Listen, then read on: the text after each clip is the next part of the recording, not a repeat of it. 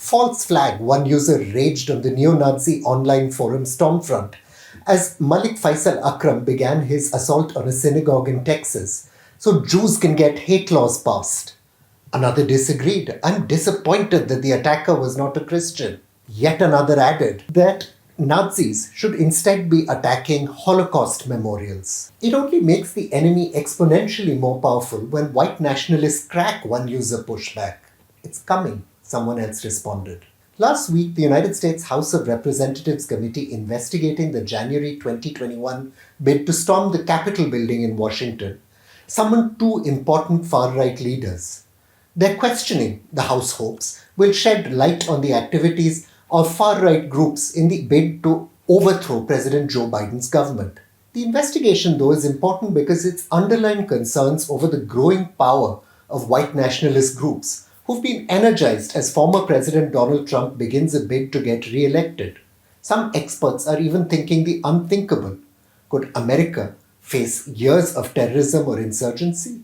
For years now, experts have been warning that the real terror threat to America comes not from jihadists, but actually from white nationalists. 57% of all attacks from 1994 to 2020, figures show, were perpetrated by white nationalists and only 15% by jihadists. Last year, the United States Defense Department even warned that white nationalists were systematically trying to infiltrate the United States military. There are a large number of FBI investigations looking at terror plots by former and serving personnel. A number of white nationalist groups have engaged in violent street battles. They've targeted mosques, black churches, synagogues, members of the ethnic religious minorities.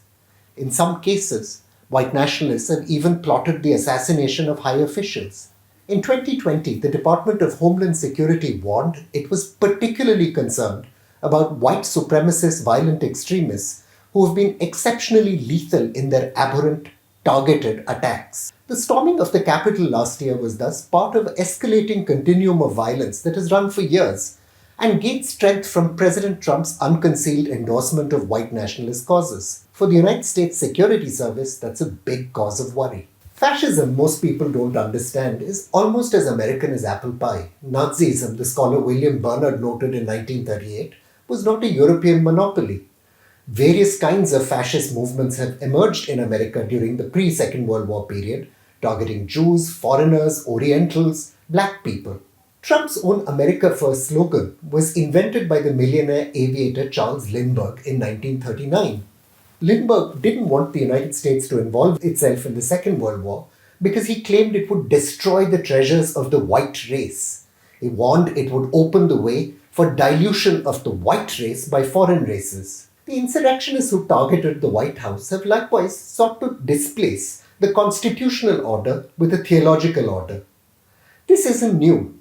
Charles Wallace, a segregationist politician in 1969, basically said that government in the United States was the creation of people who wanted to play it being God and that it should actually be governed by God's word. Like Islamism, Hindutva, other kinds of religious nationalism, America's right is driven by various kinds of religious impulses. Even at the Capitol Hill storming, we saw all kinds of Christian flags, Christian placards, Christian t-shirts. To participants in the white nationalist movement, including those involved in the Capitol storming, religion appears to serve as a moral compass, legitimizing their violence as being in the service of God. We know crises like this flourish in times of economic or social dislocation. American millennials have lower incomes than any generation in a century. They're the first Americans who can't take for granted the fact that they'll be richer than their parents. In addition, the United States is in the throes of a complicated demographic transition. In a generation, white Americans will be just the largest of a mosaic of minorities, which will really break entrenched racial privilege in some regions. The good news for America is that multiple opinion polls show that bigoted views of race and religion are in decline.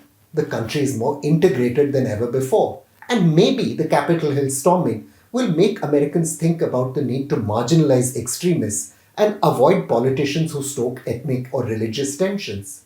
But there's no guarantee the outcome will be good. The shock of COVID-19 has has strengthened maniacal conspiracy culture, which is a big part of the American right's appeal. American extremists are also closing in to entrenched ideological communities, cut off from the wider national conversation, echo chambers, if you like.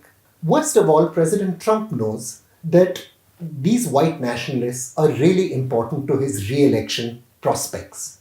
His ideology might be hateful, but he knows that he cannot get elected without these groups.